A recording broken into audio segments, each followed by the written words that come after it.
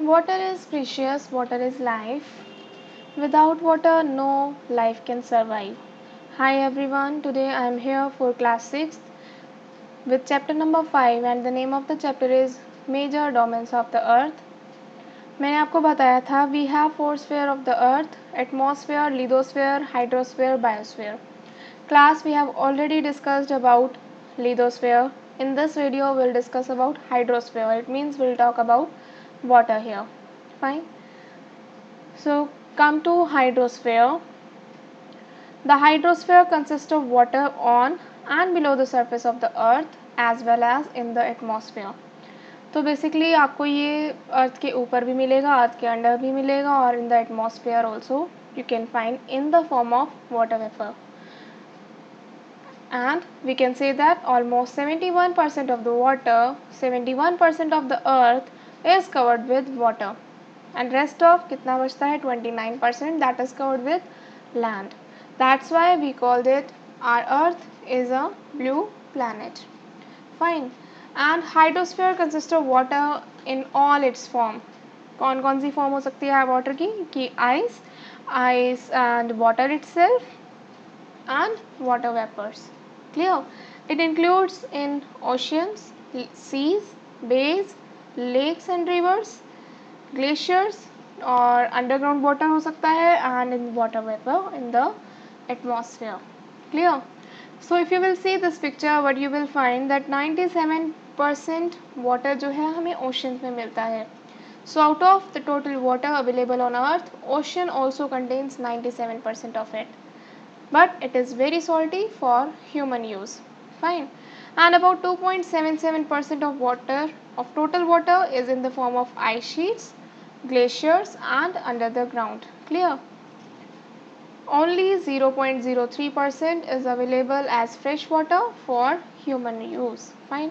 That is why despite being a blue planet, we face shortage of water. और इसी वजह से हमारी जो गवर्नमेंट है हमें अवेयर करती है कि save water save life. Clear? जल ही जीवन है.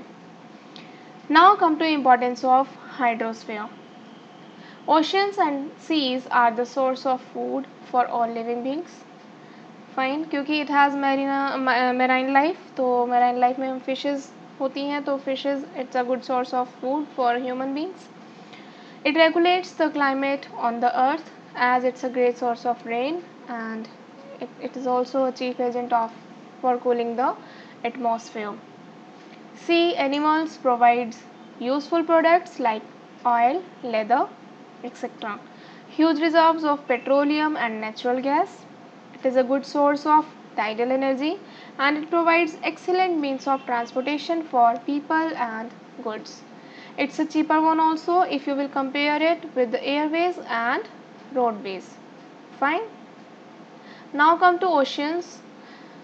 If you will see this map, यहाँ पे मैं oceans इसी मैप से ही आपको क्लियर करने वाली हूँ. So please be focused what I am saying. Okay, so let me start with the Pacific Ocean. Pacific Ocean की शेप की बात करें तो ये सर्कुलर शेप में होता है.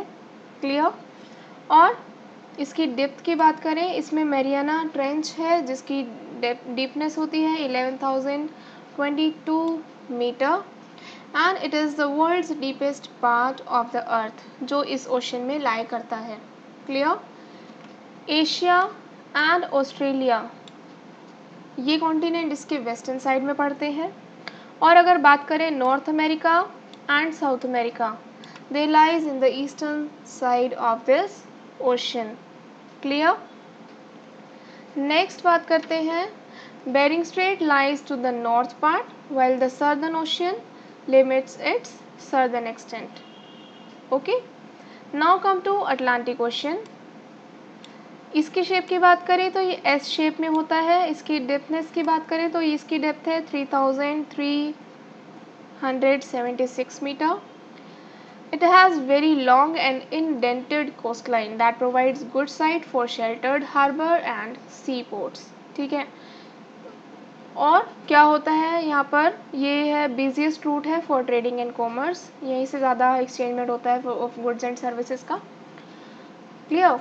And it is surrounded by north and South America of its western side, और अगर ईस्ट की बात करें तो इस साइड में ये यूरोप एंड अफ्रीका से सराउंडेड है।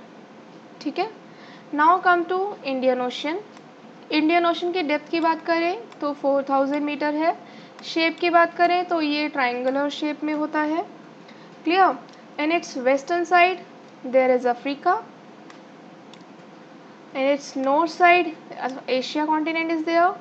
इसकी ईस्ट साइड की बात करें तो ऑस्ट्रेलिया, साउथ की बात करें तो Antarctica. Clear?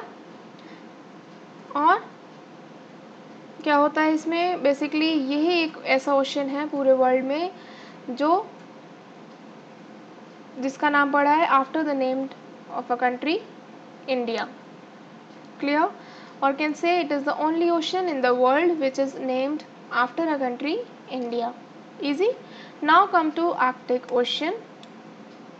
It is the second smallest ocean and it is connected to the Pacific Ocean by a narrow stretch of shallow water known as Bering Strait. Pacific Ocean से connected है by Bering Strait.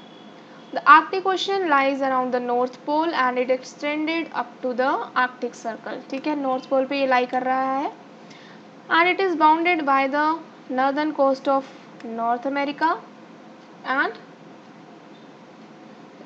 Eurasia. ठीक है, Eurasia क्या है, combined land mass of Europe and Asia. Fine, now come to Antarctica.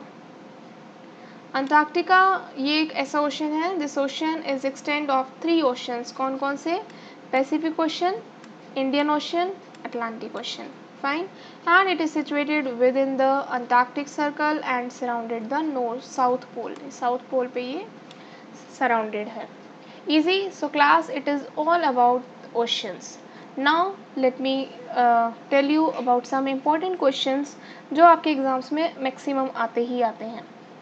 So class, some important questions are there, that is the ocean which has the deepest place of the world, the Mariana Trench. कौन सा ocean है?